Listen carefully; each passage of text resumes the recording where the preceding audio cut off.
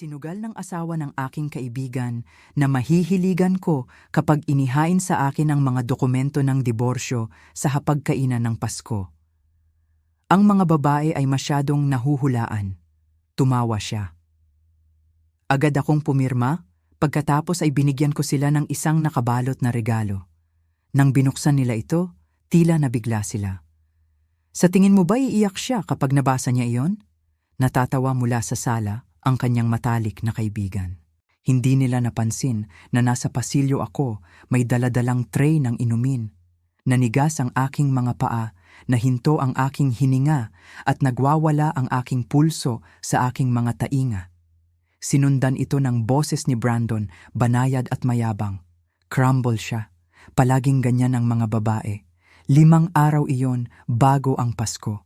Bago tayo lumalim, salamat sa inyong pagiging nandito. Kung naniniwala kang walang babae ang dapat makaramdam ng kawalan ng kapangyarihan sa sarili niyang tahanan, i-click ang subscribe.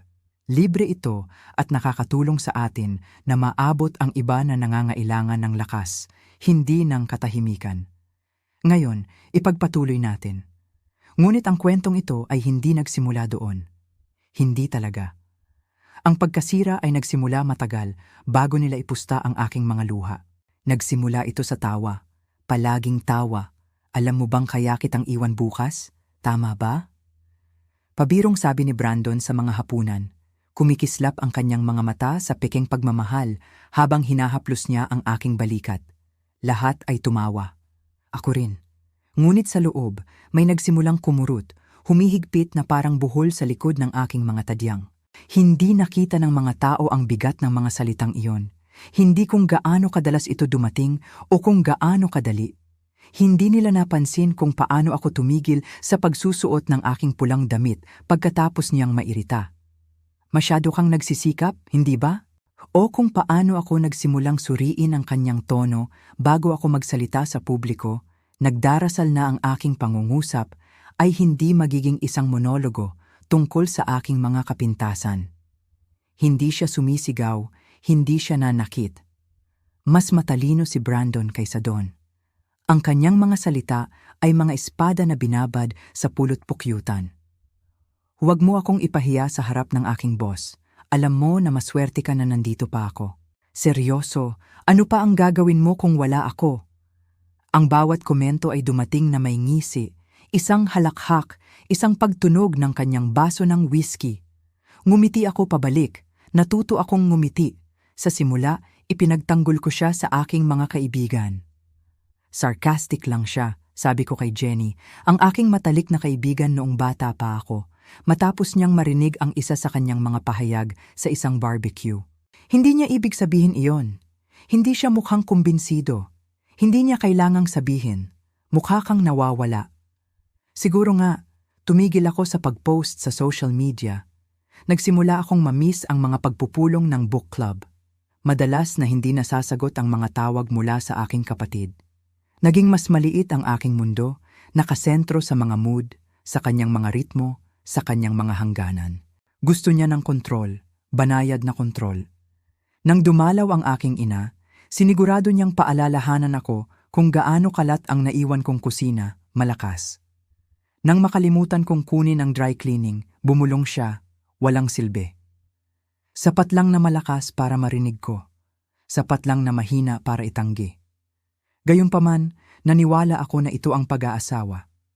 Marahil hindi isang fairy tale, ngunit katatagan, pangmatagalan. Hindi man lang siya nanloko, hindi man lang siya marahas, hindi man lang. Tapos dumating ang gala. 2 baso kami ng champagne sa isang company fundraiser nang humarap siya sa akin, ang kanyang mga mata ay puno ng alak at paghamak. Gaya ka lang ng iba, bulong niya habang dumadaan ang seal. Palaging gusto ng higit pa, palaging nakakapit, nangangailangan. Natuyo ang aking bibig. Nanigas ang aking mukha sa pamilyar na pamumula ng hiya. Hindi ko tinanong kung ano ang nagpasimula nito. Bihira ko na itong gawin. Nang makauwi kami, isinara niya ang pinto at dumiretso sa liquor cabinet. Sinundan ko siya ng may maingat na hakbang, binuhusan ko siya ng isa pang inumin at ibinigay ko sa kanya na may ngiti na perpekto kong pinagpraktisan. Alam mo, sabi ko ng malumanay, Baka dapat tayong pumirma ng kung anuman para lang sa kasiguraduhan. Palagi mo namang binibiro ang pag-alis. Bakit hindi natin gawing opisyal? Tumawa siya. Isang malalim at walang pakialam na tawa.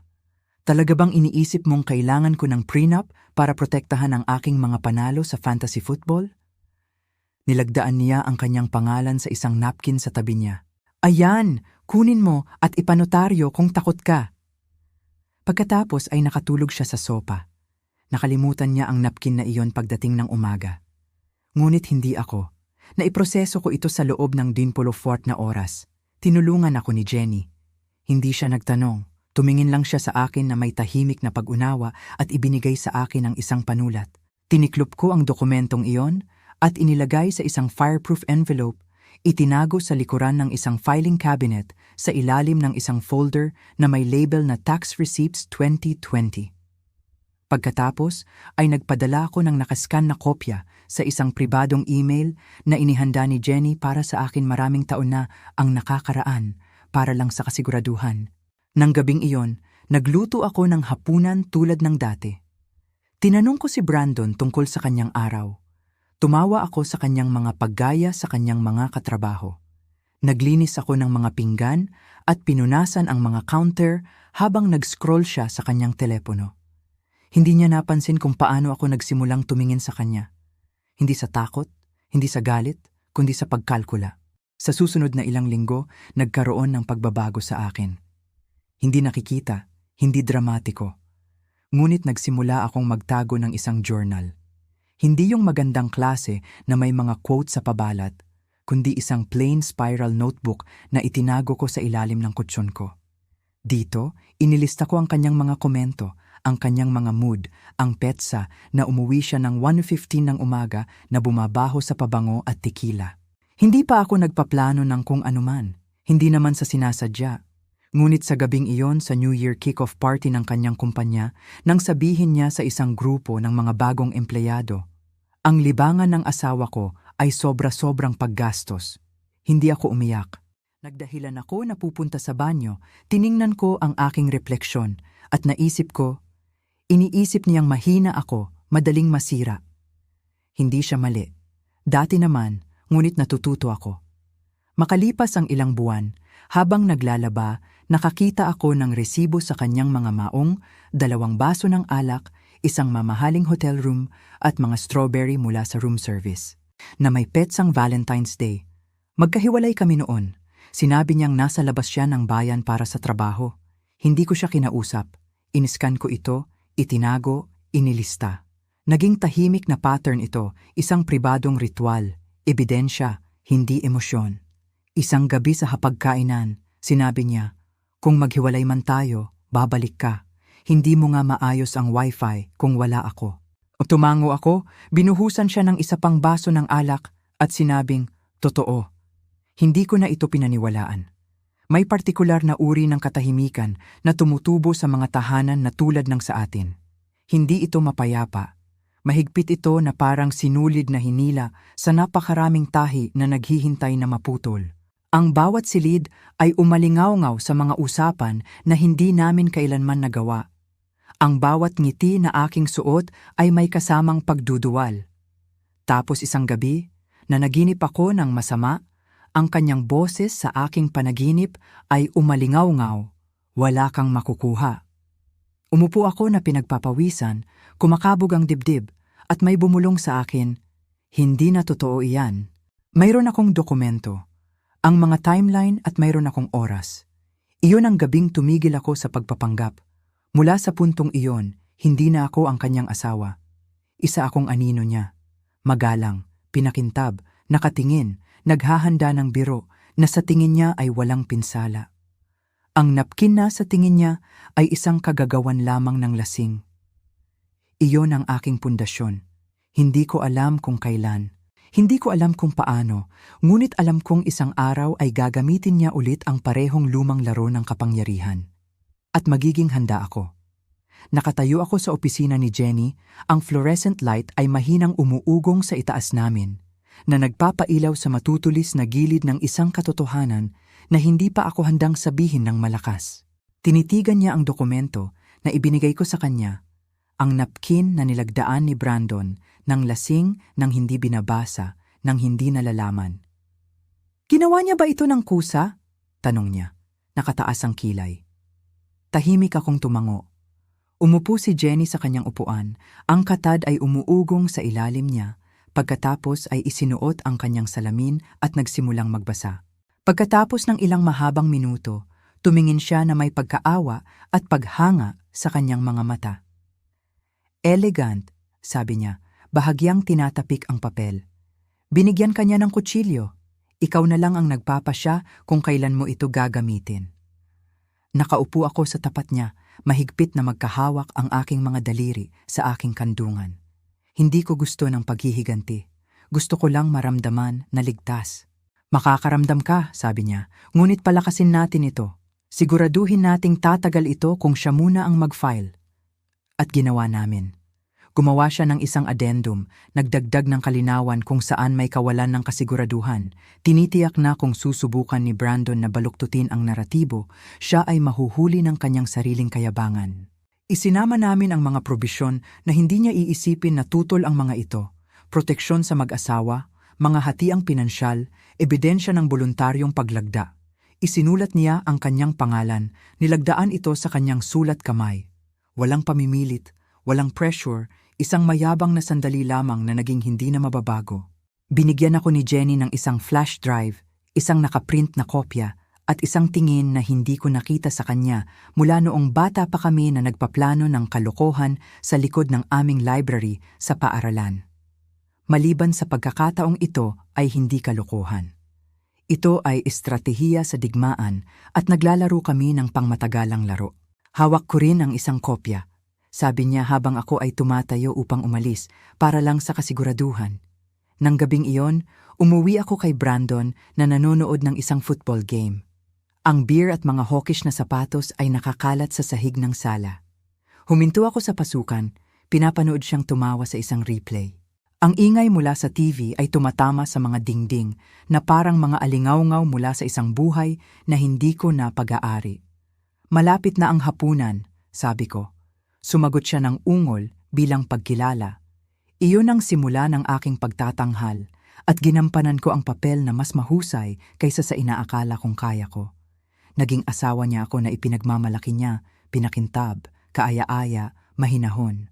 Nang gumawa siya ng mga komento tungkol sa aking mga gastos sa harap ng mga kaibigan, tumawa ako kasama niya. Nang ipagmalaki niya ang kanyang promosyon sa taunang partido ng kanyang kumpanya, hinahalikan ko ang kanyang pisngi at tinatagay ko siya ng isang malinaw na ngiti. Kahit na alam kong nakuha niya ang trabaho dahil gusto ng kanyang supervisor na mawala siya sa kanyang kasalukuyang departamento. Hindi na ako nakikipagtalo kapag siya ay malupit. Pinuri ko ang kanyang panlasa sa alak, ang kanyang pagpili ng mga restaurant, kahit ang kanyang bagong aftershave. Kahit na hindi ito bumango tulad ng ginamit niya noong una kaming nagkita. Akala niya ay lumalambot ako. Ang hindi niya nakita ay pinapatulis ako. Nagsimulang mag-relax muli si Brandon, naniniwalang namatay na ang apoy sa akin. Naging mas pabaya, mas may karapatan ang kanyang pag-uugali. Nagsimula siyang umuwi ng huli ng walang mga dahilan. Iniwan niya ang kanyang telepono na nakaharap sa counter, mga mensahe na mabilis na kumikislap sa screen mula sa mga numero na walang pangalan. Nakakita ako ng isa mula sa akin. Ito ay nakasulat, "Ngayon, parehong hotel." Siya ay umalis para sa gym 10 minuto mamaya.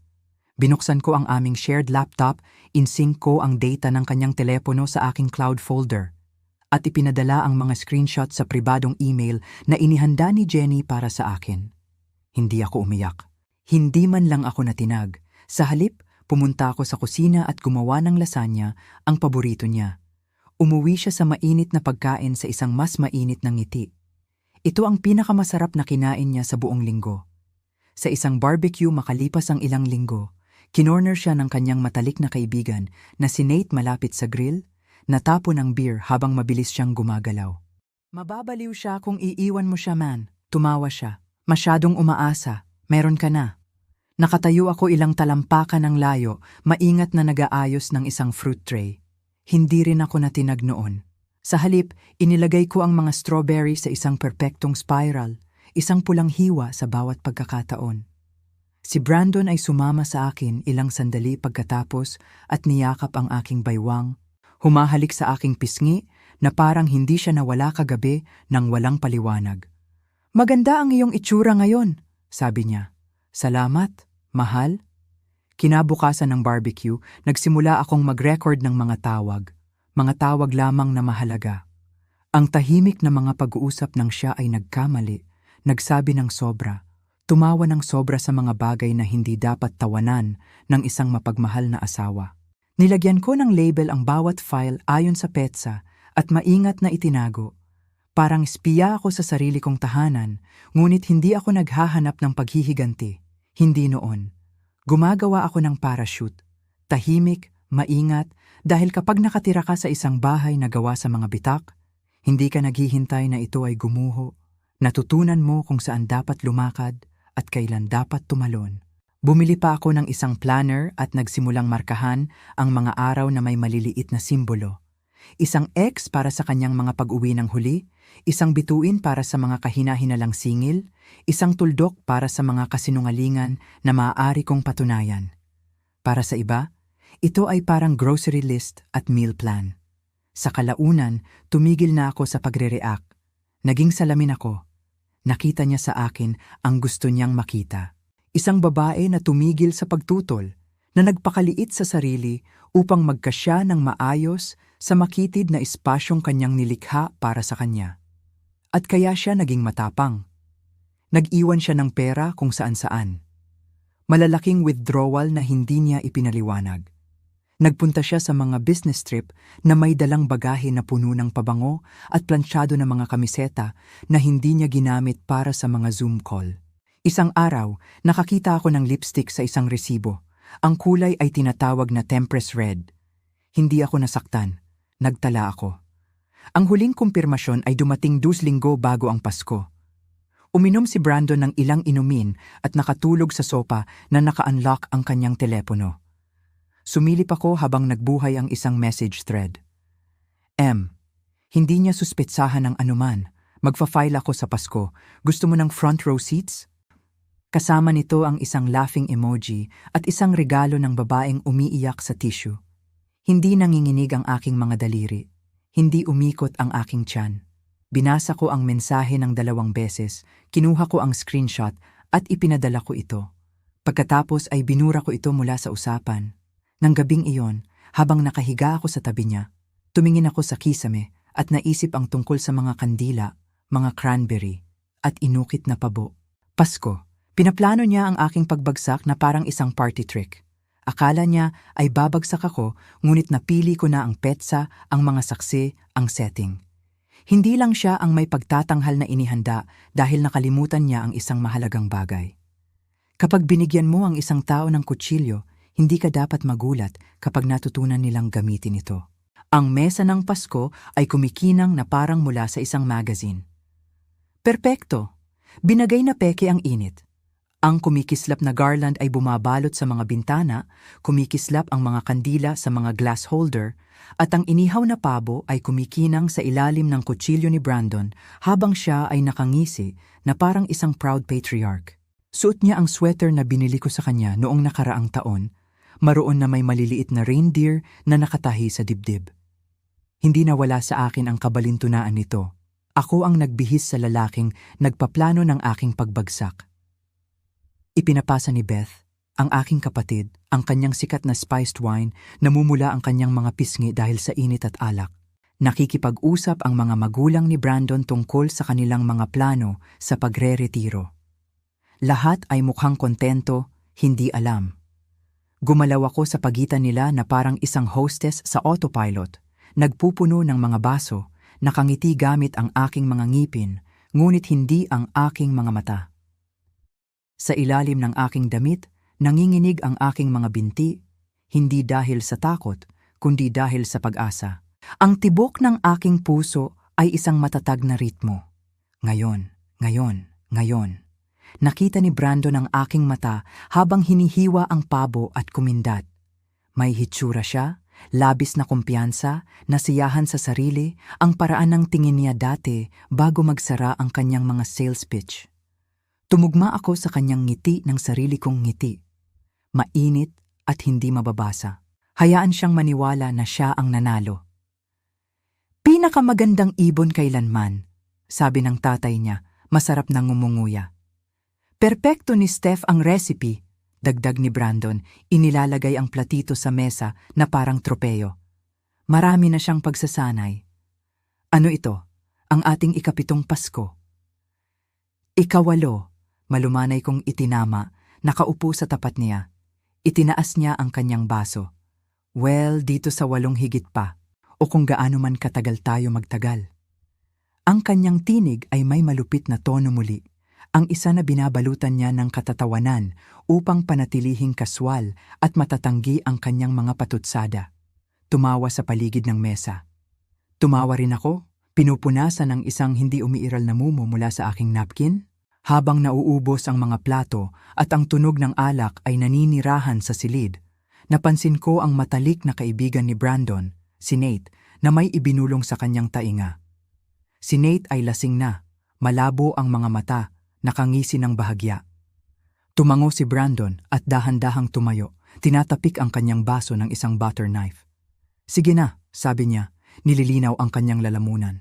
Bago ang dessert, meron akong maliit na regalo para sa aking mahal na asawa.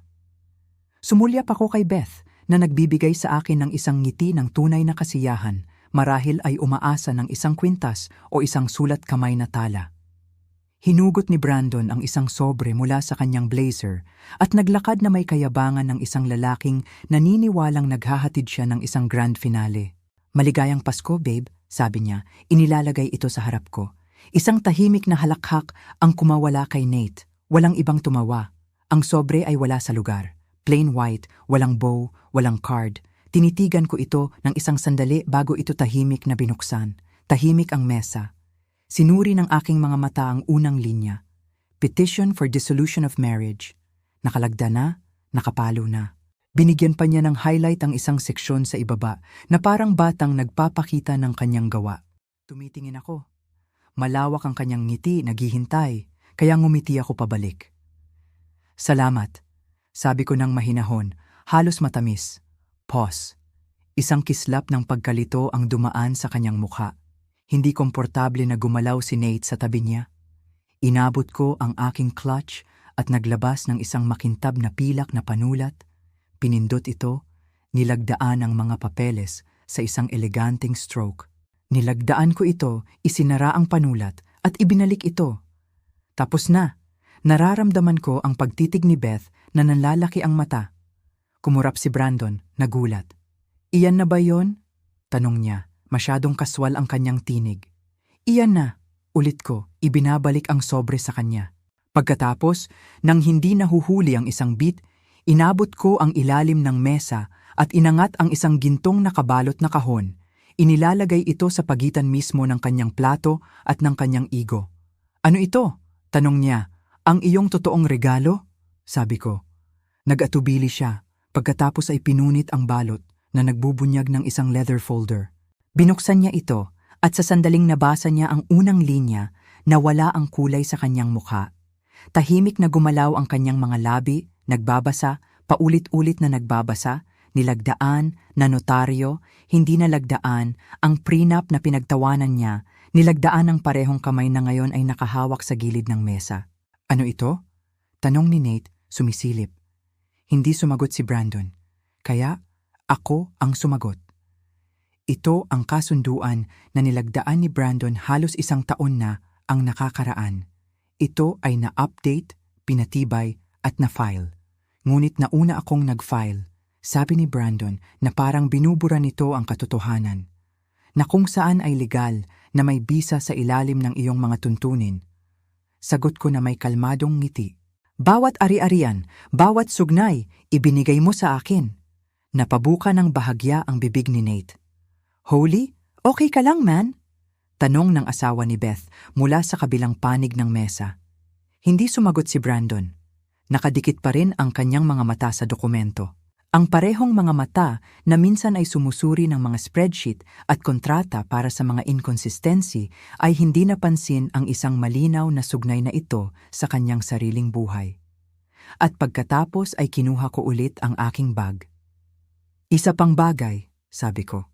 Naglagay ako ng isang maliit na parisukat na sobre sa mesa, mas manipis kaysa sa una. Tinitigan niya ito na parang sasabog ito. Dahan-dahan niya itong binuksan, nakakunot ang noo. Sa loob ay isang sonogram photo. Tiningnan ito ni Brandon, pagkatapos ay sa akin. Buntis ako, sabi ko, ang aking boses. 8 linggo na ngayon. Bahagyang nabasag ang kanyang ekspresyon. Kumurap ang kanyang mga mata sa paligid ng mesa. Sa isang sandali, ngumiti siya na halos hindi sinasadya, ngunit ang ngiting iyon ay nalanta nang naintindihan ng kanyang utak ang kanyang ego. Prenup, pagbubuntis, ari-arian, kustodiya.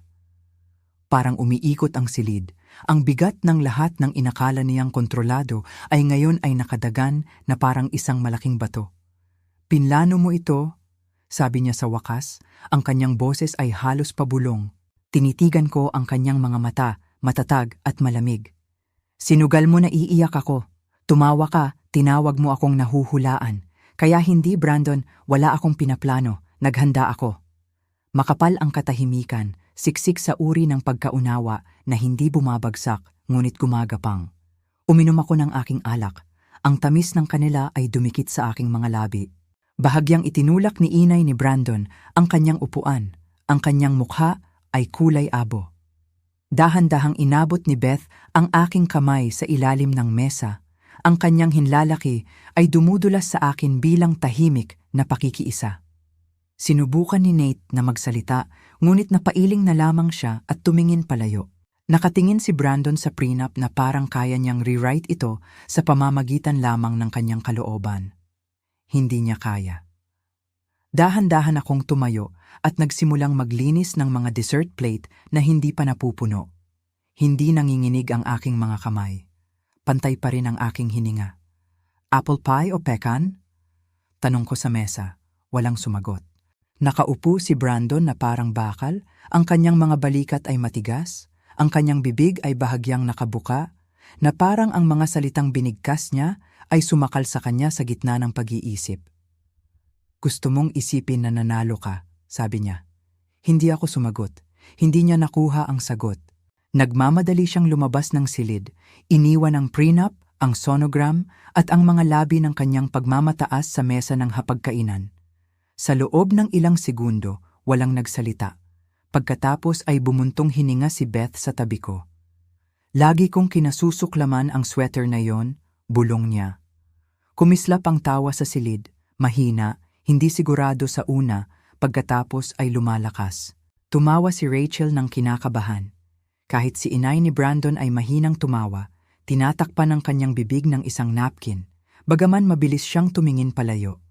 Kumain pa ako ng isang kagat ng pie at sumandal kay Beth. Maligayang Pasko, bulong ko.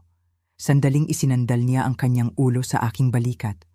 Walang mga paputok, walang sigawan, walang nakatumbang upuan o basag na pinggan. Isang tahimik na pagkasira lamang ng kapangyarihan na sinusukat sa mga tingin at dokumento at isang solong hiwa ng dessert. Nagbago ang silid ng gabing iyon, hindi dahil binago ko ang dinamika, kundi dahil binawi ko ito. Nanatili si Beth sa gabi.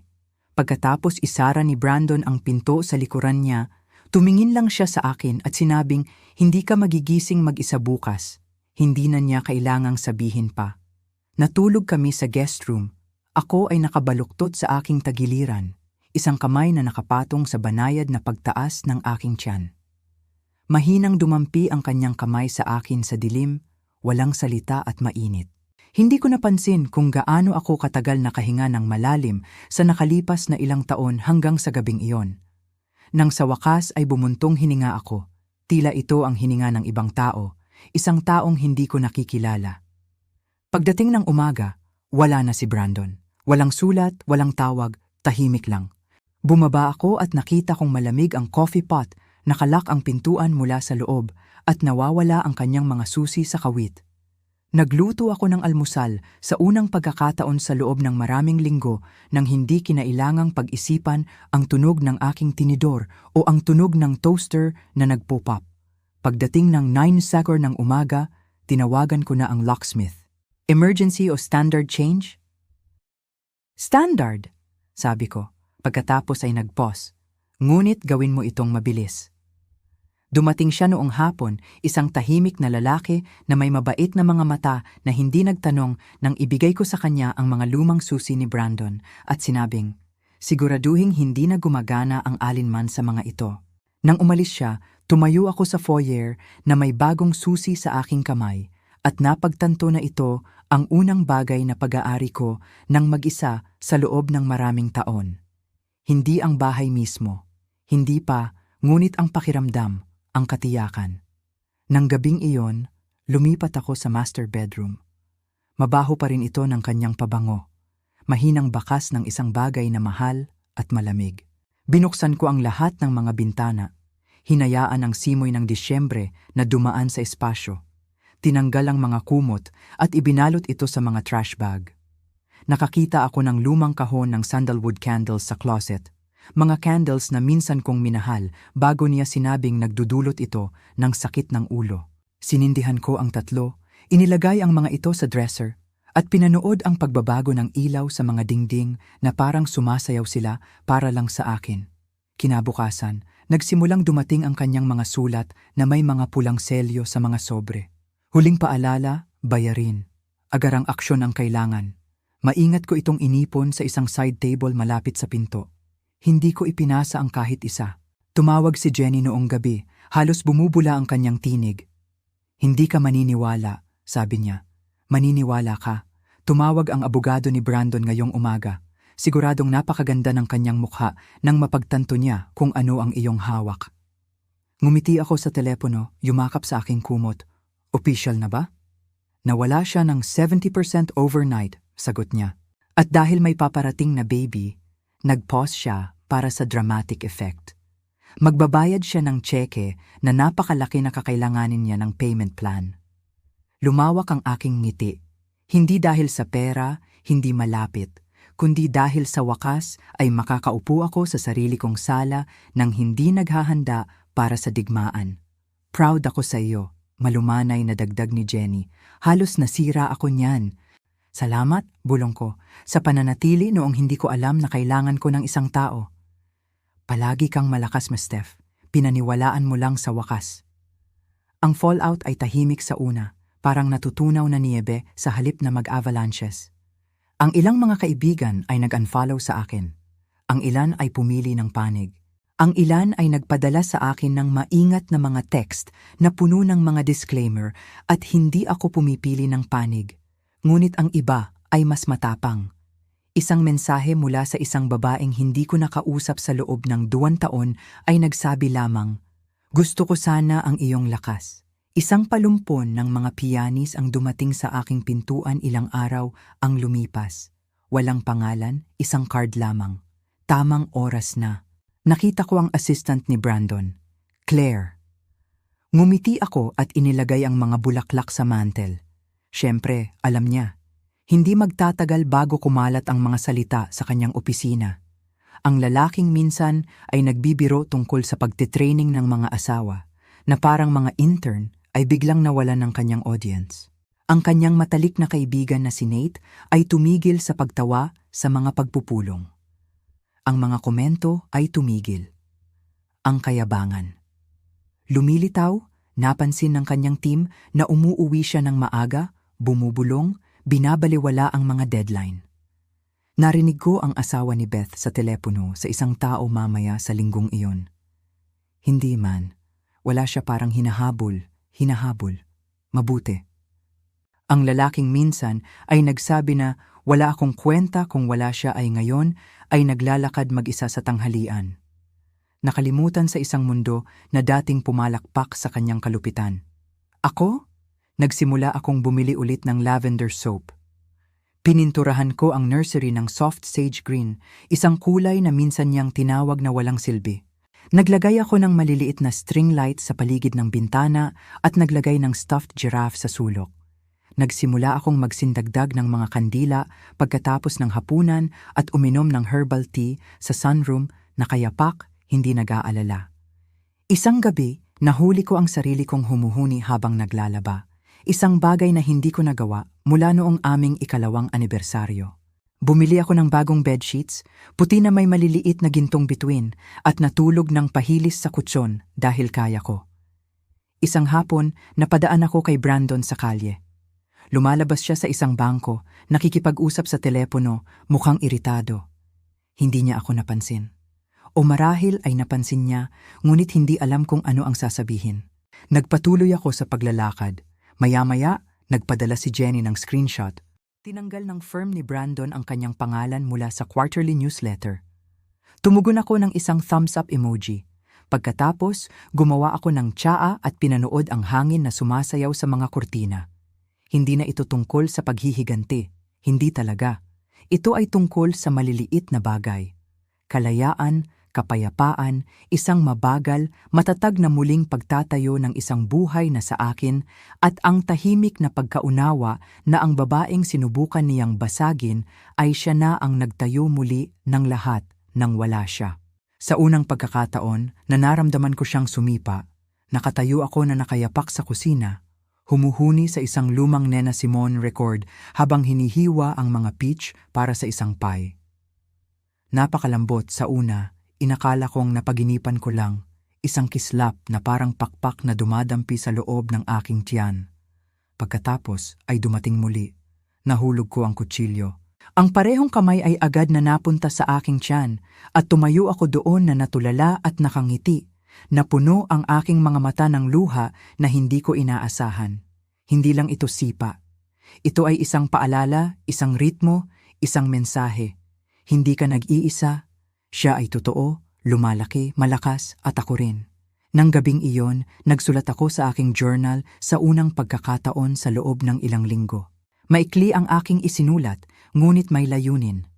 Ang sanggol na ito ay hindi kailanman makakarinig ng sigawan sa pamamagitan ng pinto.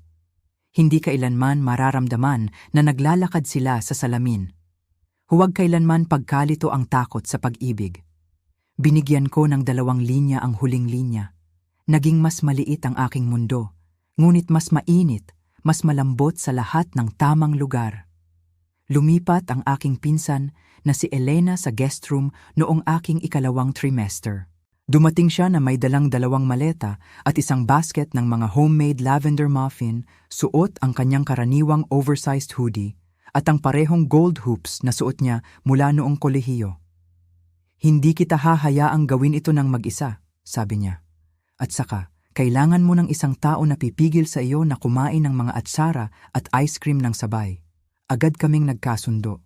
Nagtrabaho siya ng malayo mula sa mesa ng kusina. Nagsusuot ng malambot na medyas noong Hulyo.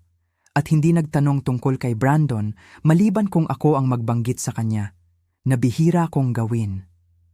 Ang bahaging iyon ng kwento ay hindi na sulit ulitin. Bumibisita si Jenny bawat ilang araw na may mga grocery at mainit na casseroles at mga libro ng pangalan ng sanggol na may mga nakakatawang post-it notes sa loob. Pahina 37. Huwag mo siyang pangalanan na Tiffany. Hindi dahil masama ang pangalan, paliwanag niya minsan, tumatawa habang umiinom ng tsaa. Dahil lang may Tiffany ako noong middle school, nagupit ng buhok ko gamit ang safety scissors noong art class. Mas tumawa kami sa mga buwan na yon kaysa sa mga tao na nagdaan. Hindi kami nag-uusap tungkol sa mga court filing o mga abogado o anumang lumang sugat na iniwan ni Brandon. Nag-uusap kami tungkol sa mga recipe, mga kulay ng kuna, kung aling uri ng stroller ang pinakamadaling itupi, at kung ang kanyang ex ay lihim na nag-stalk sa kanyang mga Pinterest board. Ito ang unang pagkakataon sa mahabang panahon na ang katahimikan ay hindi isang bagay na kinatakutan ko, kundi isang bagay na aking ibinahagi. Ang silid ng sanggol ay unti-unting nabuo. Pininturahan ko ang mga dingding ng soft yellow at pinuno ito ng mga gamit sa bahay na binili ko sa thrift store na personal kong ginawa ulit sa bawat isang coat ng mainit na pintura. Dumating ang isang rocking chair sa isang malaking kahon at si Elena ay gumugol ng 3 oras sinusubukang buuin ito bago itapon ang mga instruksyon at sabihin, "Ito ang iyong villain origin story." Tumawa kami hanggang sa sumakit ang aming mga mukha. Isang tahimik na linggo, kinuha ko ang isang kahon mula sa likuran ng closet sa pasilyo. Alam ko kung ano yon sa sandaling mahawakan ko ito. Ang bahagyang pagkaluskos ng satin ribbon, ang mahinang amoy ng cedar na dumidikit sa mga gilid, ang aming mga larawan sa kasal. Umupo ako sa sahig ng sala at binuksan ang takip. Nandoon kami, mga nakatigil ng ngiti at mga panata na nakabalot sa puting puntas, ang kanyang mga kamay sa aking baywang, ang aking mga mata na puno ng mga pangarap na ngayon ay naging abo. Hindi ako umiyak, hindi man lang ako natinag. Inilagay ko ang bawat larawan sa isang hiwalay na sobre at nilagyan ng label ang kahon na "To Release". Pagkatapos ay nagmaneho ako papunta sa donation center, ibinigay ito ng walang seremonya at lumakad palayo ng mas magaan. Huminto ako sa isang bookstore sa daan pauwi, bumili ng blankong journal na may leather cover at makapal na ivory pages. Nang gabing iyon, nilagyan ko ng pamagat ang unang pahina na "Mga plano na akin lamang". Sinulat ko ito tuwing gabi. Ang ilang mga entry ay mahaba, ang ilan ay isang salita lamang, ngunit bawat isa ay sa akin. Pagdating ng Pasko muli, ang hangin sa loob ng bahay ay bumabaho na parang kanela at pine sa halip na tensyon. Ang hapagkainan ay mas maliit, mas komportable. Walang mga theatrical centerpieces. Walang mga baso ng alak na ginamit bilang mga sandata ng kagandahan. Mayroong tawa, totoong tawa. Ang uri na walang hirap na lumalabas. Nagdala si Beth ng kanyang anak na patuloy na naghuhulog ng mashed potatoes sa sahig at sumisigaw ng "oh" na may pagmamalaki ng isang salamangkero na nagtatagumpay sa isang trick. Nag-ukit ang aking ama ng pabo habang si Elena ay sumusubok at nabigo na gumawa ng vegan gravy. Nagdala si Jenny ng date, ang kanyang una sa isang taon, at hindi ako naiinggit. Naramdaman kong puno ako. At sa tabi ng anak ng aking kapatid ay nakaupo ang isang bagong high chair, puti na may maliliit na gintong bituin, na hawak ang pag-ibig ng aking buhay. Ang aking anak na babae, marahil ay mayroon siyang kanyang mga mata, ngunit ang natitira, o akin, ang kanyang mga pisngi ay puno at mapula mula sa lamig. Ang kanyang maliliit na daliri ay humawak sa gilid ng kanyang tray habang siya ay nagsasalita ng walang kahulugan na parang ito ang pinakamahalagang talumpati na ibinigay. Hindi ko inubos ang gabi na nakatingin sa pinto. Hindi ko sinusuri ang aking tono. Hindi ko nag-rehearse ng mga sagot sa aking isipan o nagtataka kung ang papuri ng isang tao ay magdudulot ng jab. Ako ay naroon, bawat kagat ng pagkain, bawat ibinahaging tingin, bawat kwentong sinabi sa pagitan ng mga kurso ay parang isang pagdiriwang, hindi ng kaligtasan, kundi ng isang bagay na bago. Pagkatapos ng hapunan, yumakap ako sa armchair malapit sa fireplace. Ang aking anak na babae ay natutulog sa aking dibdib. Ang kanyang maliliit na paghinga ay nagpapainit sa tela ng aking sweater. Ang iba ay napunta na sa kusina o lumabas para sa isang late walk, ngunit nanatili ako, hawak siya, napapalibutan ng uri ng kapayapaan na dating tila kathang-isip. Uminom ako ng aking kokowa at mahinang bumulong sa kanya. Sabi niya, wala akong kwenta kung wala siya. Bahagya siyang gumalaw, ang kanyang mga daliri ay kumikilos. Hinahalikan ko ang kanyang noo at ngumiti. Turns out, bulong ko, ako ang lahat ng wala siya. Kung ang kwentong ito ng kalmadong kapangyarihan at perpektong timing ay nagbigay sa iyo ng panginginig, i-click ang like button ngayon. Ang paborito kong bahagi ay noong inihanda niya ang gintong nakabalot na kahon sa mesa. Ano ang paborito mong sandali? Sabihin mo sa akin sa mga komento sa ibaba. Para sa mas maraming kwento ng lakas, matalinong paghihigante at emosyonal na hustisya, mag-subscribe at pindutin ang notification bell para hindi ka makaligtaan.